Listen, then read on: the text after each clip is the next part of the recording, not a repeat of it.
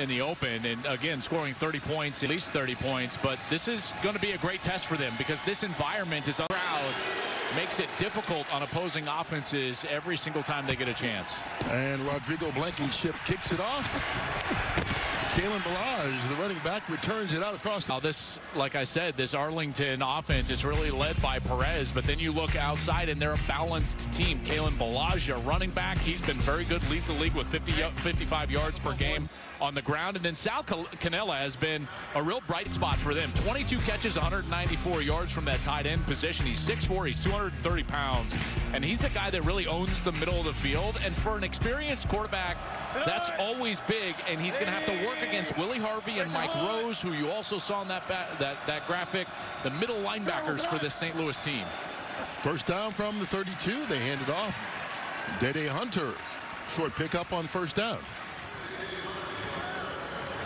Well, this is a team that has gotten off to fast starts, and a big reason why is Luis Perez. And Kurt, what he's bringing to the table just from his mental standpoint, getting them in the right play, operating the game plan early. You see him changing the play already right here on second down. He's either first or second in just about every passing category in the league. Back to pass for the first time. Arm hit as he throws. Still completes it out to his tight end, Sal Cannella. There's a bunch of Battlehawks making sure he does not get that first down. Hey, peaches. Peaches, peaches. Peaches, peaches, peaches. Peaches, peaches. Well, peaches was code word in the Ice Age for I'm having a baby, but I'm sure that that's not what the code is right here. Maybe he's going to rock the baby. We'll find out. Third in the yard. Tries to draw him off, and he does. Now, the flag came out late, but obviously you saw movement on the defensive side of the football. Yeah, I thought Chris Garrett moved early for St. Louis. Neutral zone infraction, defense number 48. 5-yard penalty results in the first down. And that's what they called it on. So they get up and give a hard cadence right away. Nice job by this offensive line. And I really love what Marcus Minor does there, 65 the guard. As soon as he sees that Chris Garrett is in the neutral zone, he goes ahead and stands up, draws him offside. Then they don't even have to, mess around with a play. A lot of times, Kurt, another way you can do that is the center will just snap it right away to the quarterback and try to get that free play going. So they get the first down from the 46. Thrown Deontay Burnett.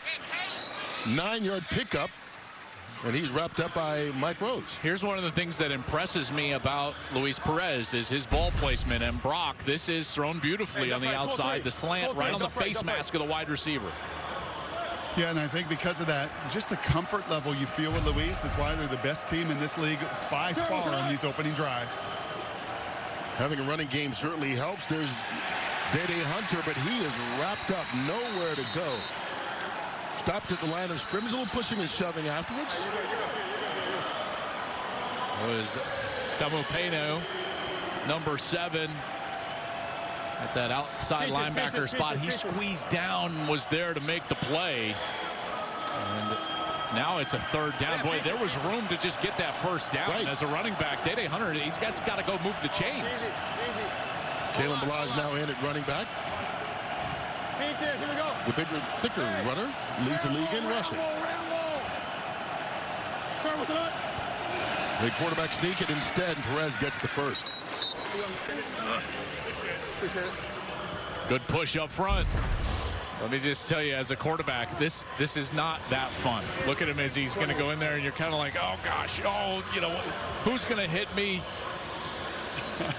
Brock, did you like the sneak? I thought it was awkward.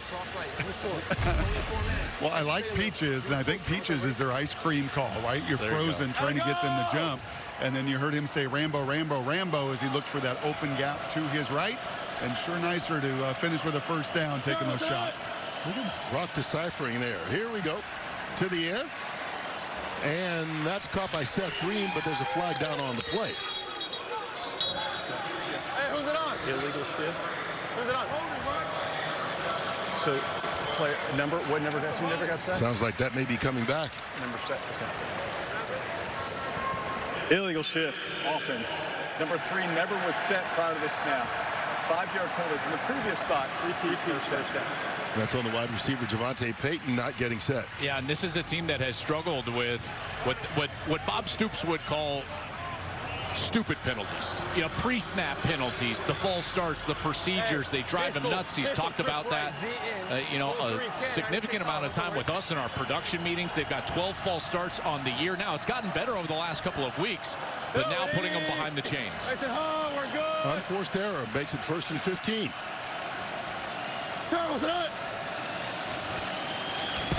Blas through a hole. And the one thing about this big guy is you give him a little bit of running room, he turns it into a lot. Another gain of 11 yards on that play. Good job up front. How about Ballage? This is one of the reasons why he's been running so effectively is that offensive line, that left side doing a heck of a job. And Matt Farniok is in there, number 71. He had to start the first couple of weeks at center. He has been out the last couple of weeks. And Joe Hanning, their center who had started the last 2 weeks, now he's out.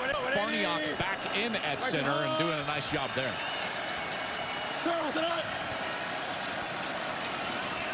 They give it to Ballage, faking the end around, and he's going to be stopped just a yard shy. So it'll be a 3rd down. T-Bone, red elephant, can Rambo. Red elephant, can Rambo. When they go T-Bone, normally they bring in Holton Ahlers, and they'll do that again. He's got 7 snaps on the year. Kurt, 0 passing attempts. When they come in, they're T-Bone, they're running it. They also brought in an extra lineman. We're good. They're running it. Day-Day Hunter lowers his head, and he got enough for that 1st down. Dude, I can 12. Pistol Doc left. Fake 96 keeper left. Off slide auto. Oh, I like this. So this is a little what I would call a run action.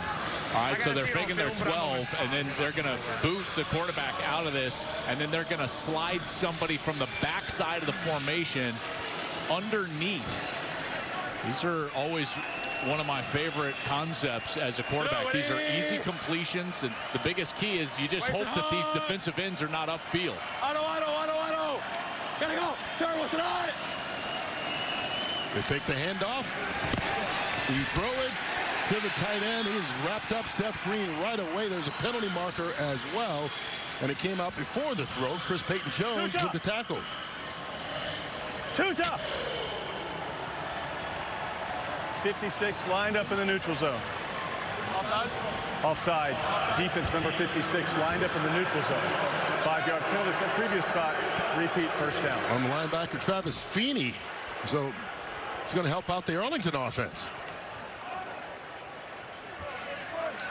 They don't need much help when it comes to opening drives this year. No, this is exactly what Brock was referencing, you know, Kurt. And I agree with Brock. And when you have an experienced quarterback, you can put a lot on the first few plays of the game plan, and you don't have to be worried about something new happening on the opposition's side defensively because you know your quarterback can handle it.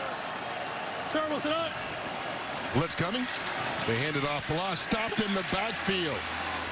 Dropped for the loss of a yard by Mike Rose. 11:87. Double right A. Hop. Wagon 5. Z glance. X dart. Double right A. Hop. Wagon 5. Z glance. X dart. Double right A. Hop. Wagon 5. Z glance. X dart. On top, ready? Gotta go. Hey, just go over here. Get over here. 10th play of this opening drive. Was there movement before the snap? False start. Offense number 65. 5-yard penalty. Remains 2nd That's down. on the left guard, Marcus Minor this time. Yeah, 13th false start this year.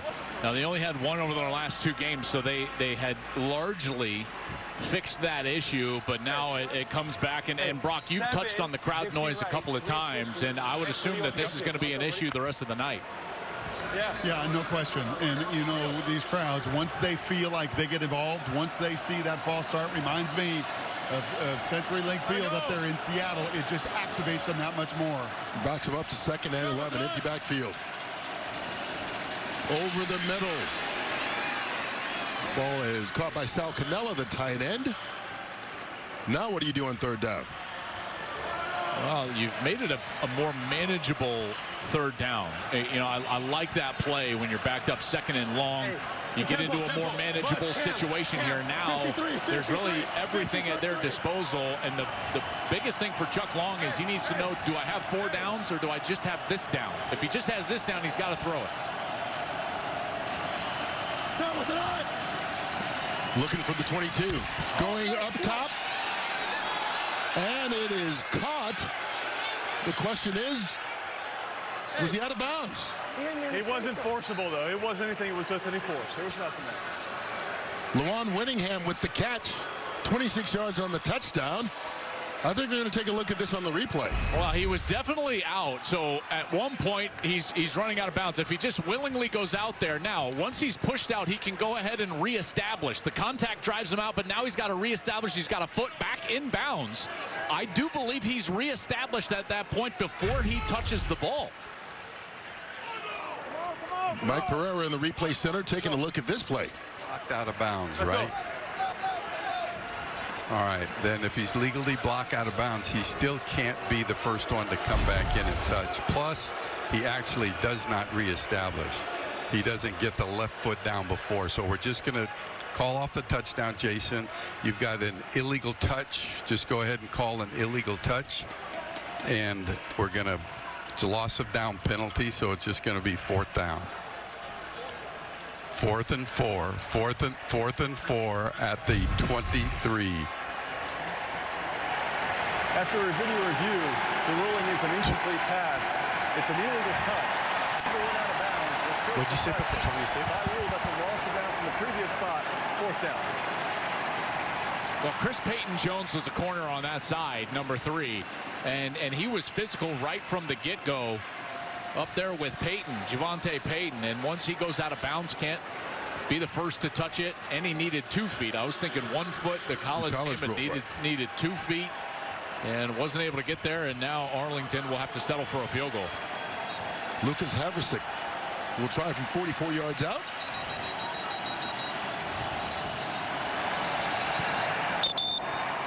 And the whistles blew before. I'm coming over to the coach right now. He's got a challenge. I think the ball spotted the wrong spot. What exactly are you challenging? That he did have 2 feet in. Okay, so he can't be the first to touch the ball by rule anyhow. It doesn't matter. He wasn't reestablished back in. Okay. So we have a timeout, though. All right. Okay, but no challenge. Okay. Yeah. Say again, Mayday. Okay. There is no timeout on the field. 4th down. So because they told him that he can't challenge, they allowed him to not use a timeout. And what I was saying was the ball was at the 26-yard line before that penalty was called. And they moved it back to the 23. Let's see where they spot it here. On a field goal try, it could make a little bit of a difference. Yeah, you bet. It looks like they did move it back to the 26. And so here's Haversick, 8 for 9 on the season.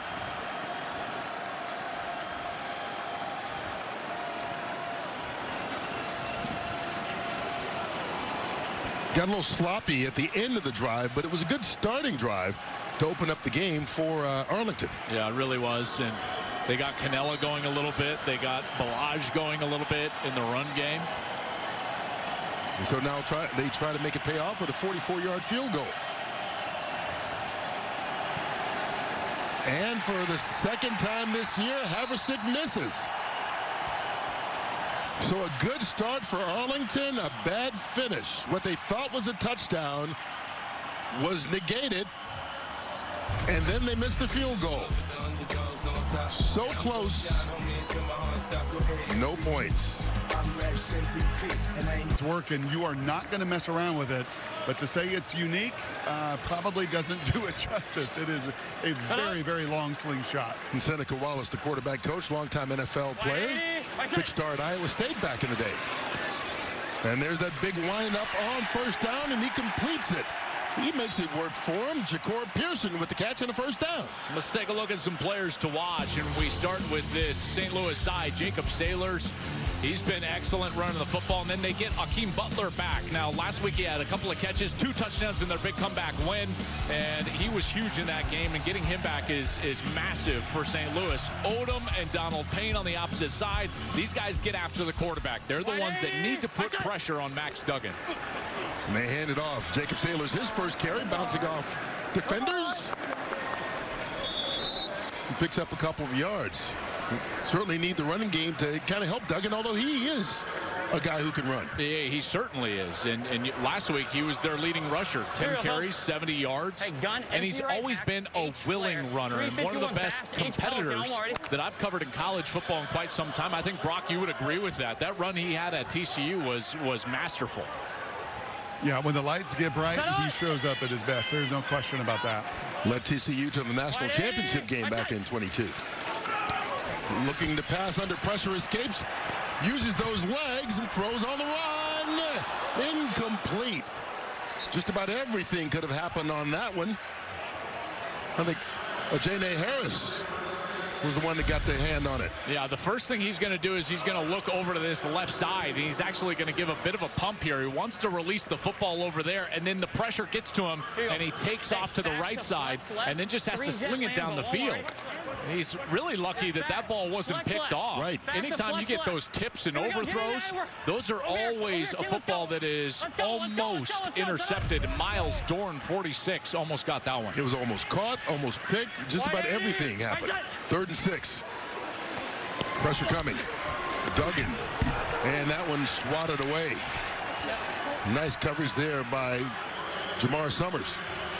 And that's going to force a punting situation. Yeah, really tight coverage from Summers. And this is good game planning right here, because Summers did not bite on anything vertical. Watch number 20 here. So as Jahcour Pearson is taking off, look at him just kind of sit on that route. Again, a good scouting report will tell you, hey, on 3rd and medium, they're not going to run past you. They run a lot of hitches right at the sticks. And as a defensive back, you can play those percentages. And it looks like Summers did that right there. Brings on Sterling Hofricker. Big booming kick from him. Jaden Price will watch it go over his head and out of the back of the end zone. Line. 11 plays, about 7.5 minutes on that opening drive, but no points.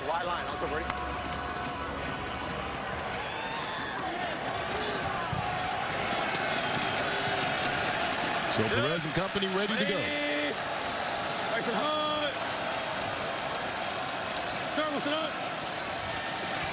The handoff, Day-Day Hunter looking for room, doesn't find much, maybe 2 yards on the play.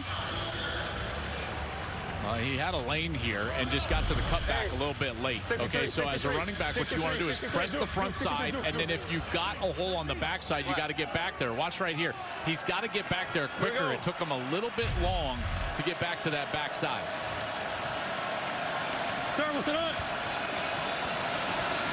Perez rolling out and wrapped up right away is Winstead with the grab, but he goes nowhere, courtesy of Nate Madors.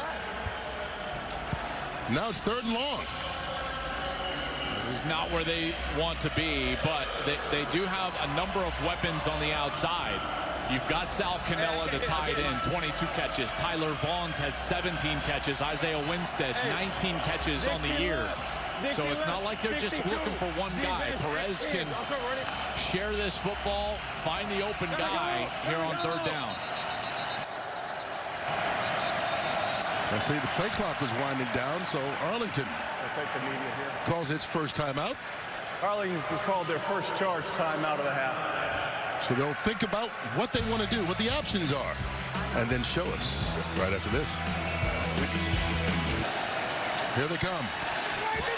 Perez throws it short, and it is caught. Nice grab, making the adjustment by Isaiah Winningham. 14 yards and a first down. Yeah, listen, Winstead does a great job here coming back to the football. So he's working against Chris Payton-Jones over here. And watch, he's going to fake deep, and then he comes back. And right there, a nice adjustment back to the inside as Payton-Jones just can't get back to that catch point. Tries to grab him, but a nice, strong finish by Isaiah Winstead. Gets the catch and the first down. Pistol. He's having quite the season. Leads this team in receiving yards. And they hand it off. Big hole there for Balaj. Okay. 6-yard pickup. Let's go. 1187. 1187. Pistol, Duff left, Mule 3, Z-Force. Pistol, Duff. Duff left, Mule 3, Z-Force. Until ready.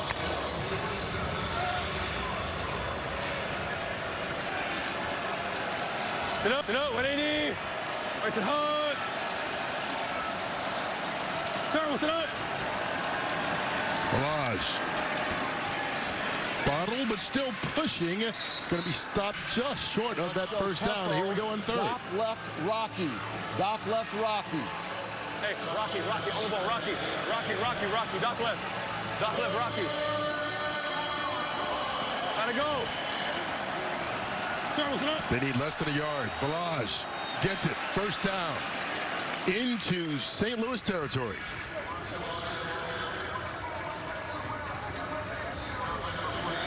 Nice series here for Arlington. Very similar to that first series. Getting that ball down the field, a couple of plays on the outside.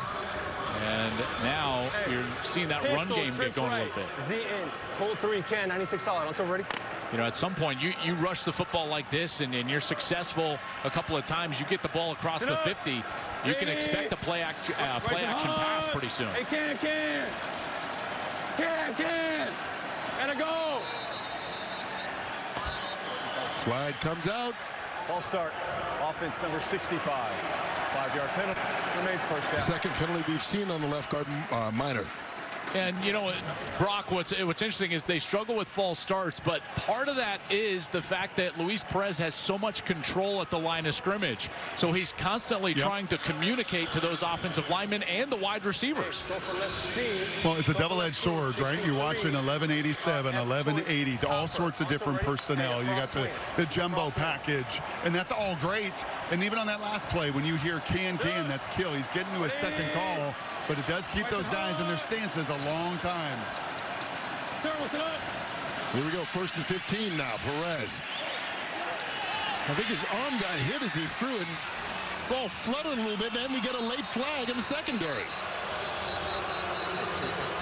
Miles Jones there on the coverage of Javonte Payton. Let's see what they call. 48 roughing the passer. He hit the helmet of the quarterback. 48 roughing the passer. What do you have looking? Legal contact that turns into pass interference. I don't have a number. So pass interference defense? Okay, so but both fouls are against the defense. I've got 48 roughing the passer defense, and you have pass interference defense. We'll take the 15-yard roughing the passer. It's going to be 2 penalties on St. Louis.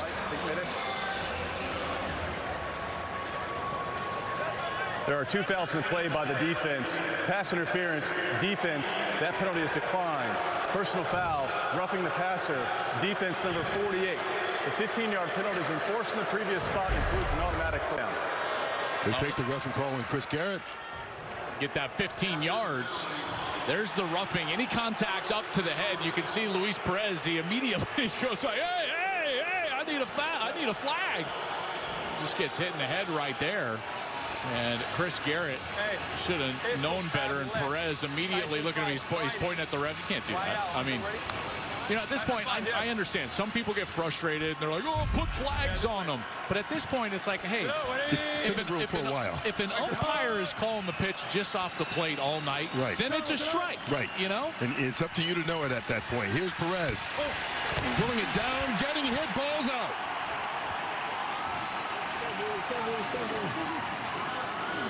Got a lot to clear out here. Hey, can't breathe. Domapenu and Willie Harvey both got there to put the pressure, and St. Louis recovers. And this defense with the first turnover of the night. And I think Domapenu also recovered it. Hey, tell him to challenge it. Hey, watch the coach, tell him to watch the replay. He hit me right in the head. Tell him to watch it. Yes, tell him watch it. You can hear Luis Perez. Yes. He wants another hit to the head. Hey, he hit me in the head. You saw it. I don't think he's going to get that because that's just contact. Hey, let me see it. Peter Tamuapenu is trying to wrap him up, and he hits him kind of in the chest with that front of his helmet. The ball pops out clearly loose. A big play defensively right here. Now I think that Luis Perez has talked his coach into challenging this, but I just don't see what Luis is talking about there because the crown actually doesn't get used, and the forehead actually makes contact with his upper chest first. You watch it? Mike Pereira will explain it to us, but also my question is, was he a runner at that his point? Challenge clearly that he has challenged the fact that number 12 was roughed by number 51.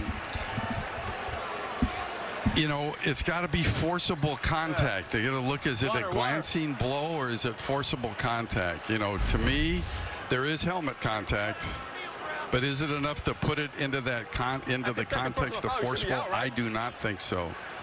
I don't think I can add that on, so I am going to deny the challenge.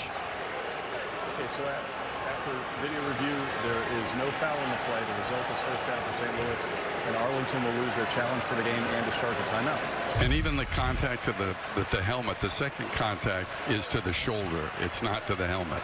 So neither of those are enough for a foul. Sounds good. After review, there is no foul in the play. The ruling is upheld. First down, St. Louis. Arlington is charged a timeout. So not only does Arlington lose their second timeout, they lose their challenge, their super challenge for the rest of the day.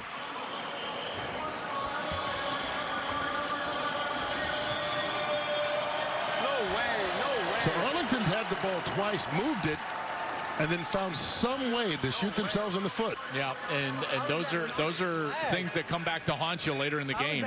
Brock, when you move the football, in particular on the road, you got to put points on the board, and they've been unable to do that. Yeah.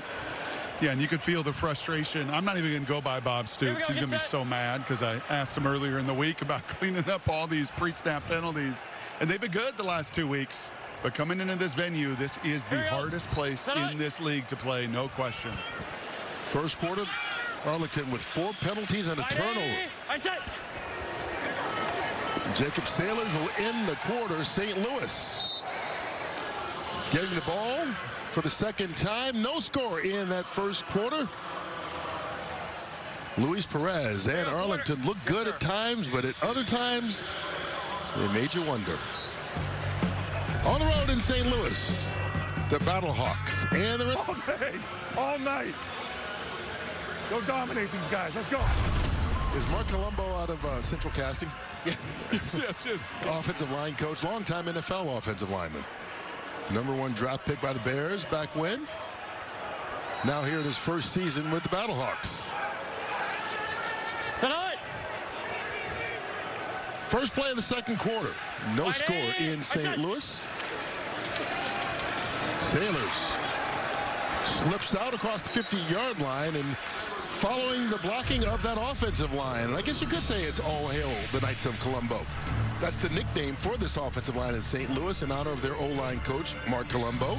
The Battlehawks, you see the numbers, lead the UFL this season in rush yards a game, rush attempts per game, and rushing touchdowns coming into today. Here we go. They had a big test in this one, though. You think about this Arlington defensive line. The last time they played, Arlington had 6 sacks. St. Louis only gave up 7 sacks in the other games combined. So they certainly, this is a pride game for them against this Renegades group. 3rd and 4, Duggan got a man open on the side. Blake Jackson, first down, Battlehawks. Now that was a solid delivery, and again, you know, Brock, there's a lot of different ways to deliver the football. So we showed that video of this long windup, but really the bottom line in quarterback play is the ball on time and on target, and it was there. Yeah, that's exactly right, and he throws line drives now. You know, a lot of times those out-breaking routes, that's a real test of your velocity, and that delivery creates a bunch of RPMs. Gain of 10 to the 41. Wide 80. Outside. Going up top down the right sideline. Battle Butler. And he is out of bounds. Incomplete. They went for their best receiver, and he just couldn't keep it in bounds. Yeah, and this is a matchup that they have to exploit. I mean, this is Akeem Butler at 6'5", 220 pounds. Jaden Price, number 23. It's only 5'11", 185 from North Dakota State. So you look at that, and that's a matchup that if you're St. Louis, you've got to exploit. He just couldn't get that second foot in bounds after controlling that football. Here we go, purple Willie, true, purple Willie, true. Head lock, poster, here we go. Play clock. Turbo set. They just got it off. Duggan pressured. And big hit at the end. Man, he got pounded by Charlie Thomas. What a hit. Yeah, this was way too much going on right before the snap, and you just can't execute because you don't have a firm picture as a quarterback of what's going on. They changed the picture, brought some pressure. The offensive line did not pick it up.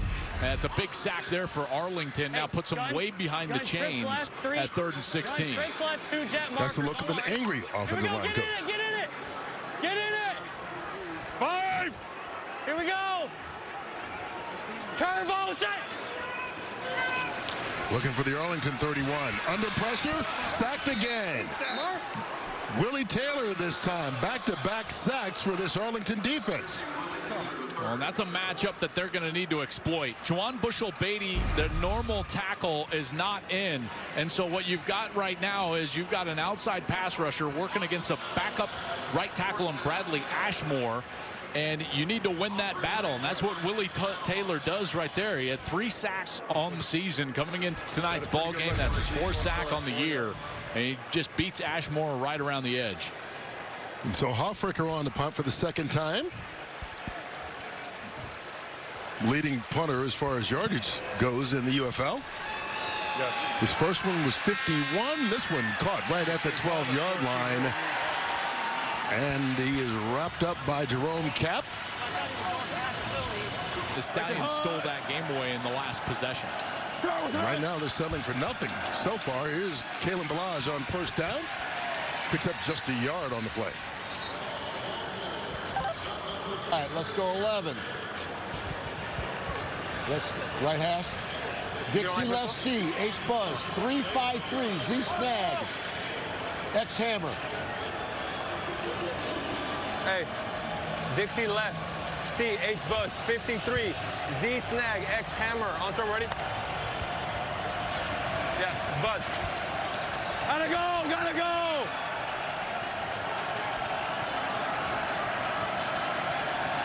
Throw it! Perez hit as he throws, and it just falls incomplete. Good pressure brought by Phil Hoskins.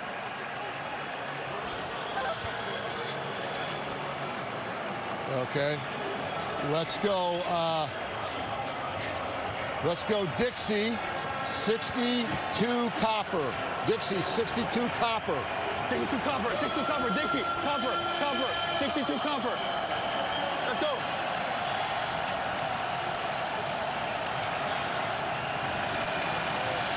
Backed up deep in their own territory on 3rd and long. Here we go.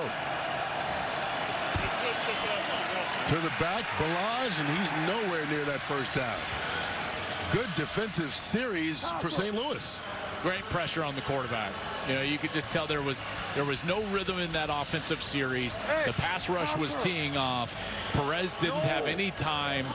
That is tough to deal with as an offense when you're inside of your own 20-yard line and the defense feels like they're playing on a hill slanted right in your face. Marquette King flags out already. Taken by Pearson. To the 39-yard line, but we'll see what the markers are. No. What are you doing? Go, come on, let's go.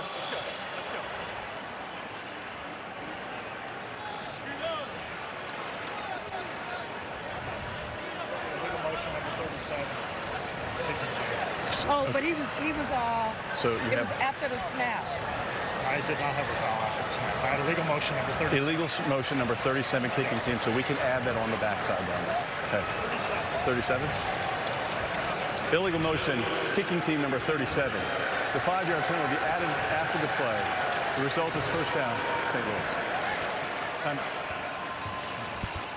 Okay, so St. Louis going to take it over on offense. Try and put some points on the board when we come back. One possession games deep into the fourth quarter, and it looks like we're headed in that direction here tonight. Duggan. Jackson, who was a quarterback in high school and college and can throw it. Instead, he scrambles, picks up a couple of very exciting yards. Only 3 yards on that run, but it was worth watching. He did throw that touchdown last week to Hakeem Butler, and so you know Arlington was going to be ready for this. You know, Blake Jackson's got that in his background, and so as soon as he's out there, again, you pay attention to the scouting report.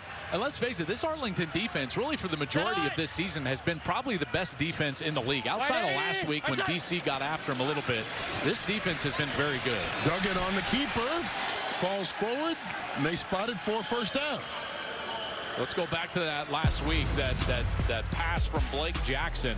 This is Blake Jackson here, gets that little jet sweep. He looks left, then he goes back to the right, and there is Hakeem Butler. That's one of his 2 touchdowns in that fourth quarter. Come back and win over Michigan, but then you go to this week, and he's just going to have to take off. he's looking downfield, and he's like, nope, I better just run out of bounds. And they did respot during the replay, so they're going to be just short of the first. Hey, huddle. The ball will be forward to the first down, St. Louis. Okay, so now they're going to move it back. So they initially called it a first down, then respotted it and said it wasn't, but then they used the measurement to make sure and decided it was a first. This St. Louis team, they've had a hard time even running the football. This is the best running team in the UFL. #1 scoring offense in the UFL, but for whatever reason, they have really struggled against Arlington. Duggan gets around the edge and forced out of bounds right at the 39-yard line. Now they're starting to use his legs, 5 yards on that run. Yeah, and that's what they need to get going. You know, Brock, if this offense is going to succeed with Max Duggan, it's not going to be just because he's throwing the ball from the pocket. He has to be effective and a threat in the run game like on that last snap. Yeah, you know, and Anthony, Beck, the head coach, talked to us about that this week of just owning the edges. You got to own the edges, and his legs and that RPO is a big part of that. Well, today he's got 13 yards rushing. The rest of the team, 13 combined. Plenty of time. No one open. He runs again, gets the first and more. Max Duggan looking for a block downfield, dives and stopped at the 1-yard line. Echoes of the Horned Frogs. Exactly was. He comes off of this play action fake, and I'm going to right over the ball. He's got someone to throw to right there and doesn't pull the trigger, and now it's just all Max Duggan. And this is what I was talking about, that competitive spirit, and you're going to try to sneak into it, and this is the competitive spirit that I loved going back to TCU. I mean, this guy just does not give up on a play. You know, sometimes it's a detriment, but most of the time it's a huge asset, and he runs at 38 yards down inside of the 5-yard line. Look, he runs himself into exhaustion. I remember he's playing against Kansas State in the Big 12 championship game, and he runs down. It's like he couldn't even stand. He had left everything on the field. Unfortunately, they come up just a little bit short in that game, but that's exactly what that reminds me of. He gives it his all. Yeah, I'm good. And now starting to get a little bit of a sense of this offense as they have to call a timeout, as they were still in the huddle with the play clock running down. But there you see his numbers and why he was the runner-up to Caleb Williams in the Heisman Trophy voting that year. Knocking on the door, the goal line, and a scoreless contest in this battle of 3 and 2 teams here in Week 6 of the UFL. Max Duggan, I think, calling a timeout to catch his breath. He's ready, and so are we. Here we go. Just outside the 1. Sailors hit in the backfield and dropped for the loss of a yard by Donald Payne. Man, they're loading up against that run. Rightly so. This is the best rushing team in the league. But Brock, the matchup that they've got on the outside, this is where I would look at that on third down. Hakeem Butler, maybe against Jaden Price out there on the outside. They're in one-on-one. Right. 351 for 2. Yeah, a lot of man-to-man coverage. Arlington plays it really all over the field, and you're talking 6'5". Now they flip Butler here to the short side of the field. Little different matchup, but take advantage of your big man.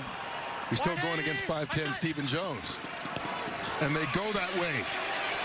And Jones breaks it up.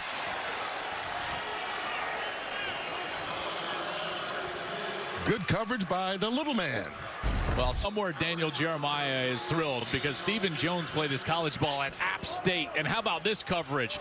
He just gets that left hand into that catching area right when that ball arrives. That ball in a one-on-one, Brock, that needs to be higher. But now they're going to have to go for it here on fourth down. Double left, 300 jet drag. Yeah, it's like feeding the post. You just do not need to throw that one short. Let your big man go get it.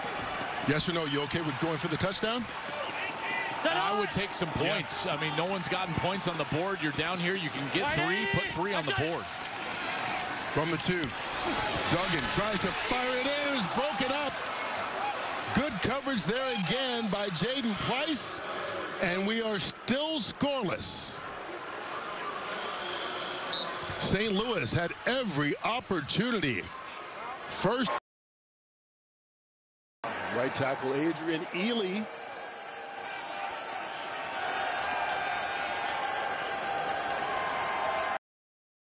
That's why you go for it in this situation. Trusting your defense, trusting these fans, and trusting this rush on 3rd and long. You know, if they don't pick up any yardage.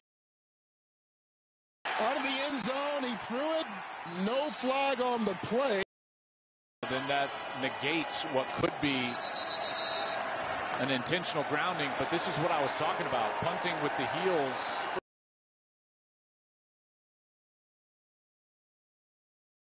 On it, likely good field position for St. Louis. Quick snap, quick punt.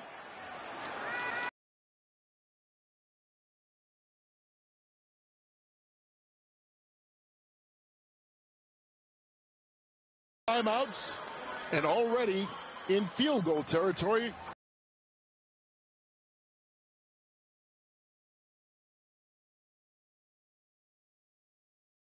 You're right. Here we go, here we go, here we go. Count on the defense and the crowd. Yeah. Yeah, and I think, honestly, that is a reflection. If you're on the road, you absolutely get points.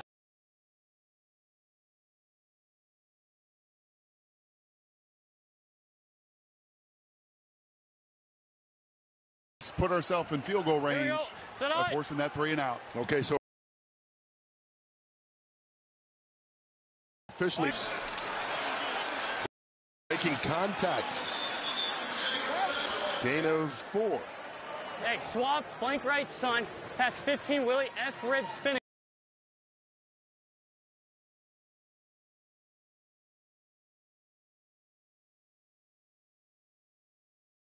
Here we go, here we go. Monday. Set up. Hey, one's coming, one's coming. 180. That's it.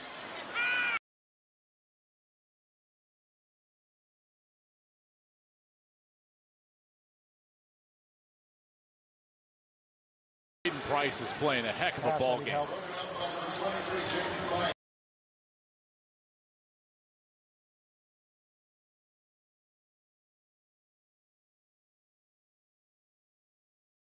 Y hammer, south left F surge action. South left. Wait, hold on, F hold on. surge, Stop, hold on. stop. They're going to let the 2.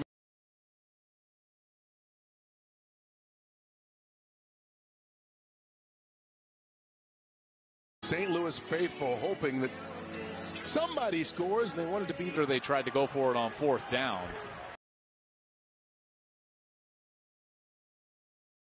So I stand corrected, sir. Anthony Beck was thinking, 3, 4, 5 moves ahead rather than just those 3 points that he could have gotten on the previous series.